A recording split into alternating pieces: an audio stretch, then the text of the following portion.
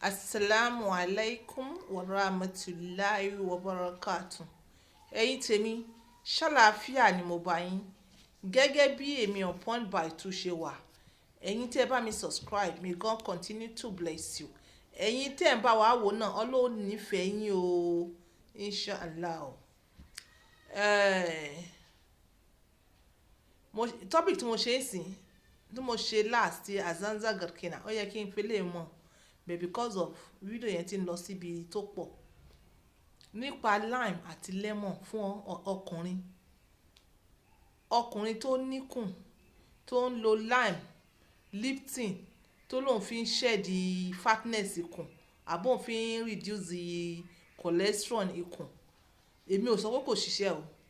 In fact, ṣe mọ̀ pé lemon lime very good source of vitamin C, but according to Presidia Technology Journal wọ́n ní ṣe kí ni wọ́n ní ó wà acidic, ó dẹ̀ máa ń damage tooth enamel, that is to say tó bá pọ̀ jù, but alhamdulilayi rabbil alamin àwọn èèyàn wọ́n lò wọ́n á dẹ̀ fọyín, so kò affect àwọn èèyàn púpọ̀. So ìwọ kan imagine ẹ̀yin tẹ́ ń lò léra wọn ní every time undiluted tẹ́ ń lò ó dẹ̀ jọ́kùnrin, ṣé ìwọ ò rò pé ṣíṣe ló máa ṣe kí ni ó máa wash away nǹkan tó fi ń ṣe nǹkan ọmọkùnrin ni, ó máa wash away. So tá bá sọ pé libido ó ń take away libido, ó ń curb libido, ó máa jẹ́ kó máa tètè wá, ó máa jẹ́ kó máa tètè wá, ó máa jẹ́ kí àtọ̀ ẹ ó máa jẹ́ kó thin, ó máa jẹ́ kó thin. Yes, ó lè fún ẹ ní energy ṣó yẹ, but kò ní fún ẹ ní strong bó ṣe fẹ́.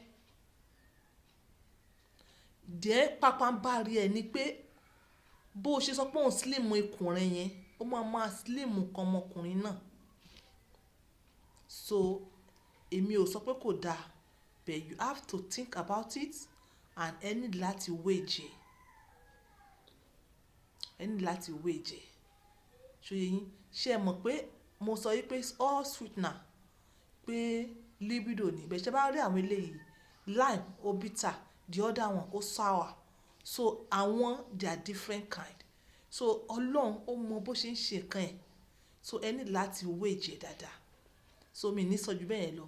So this is on point by two using my words for all this life.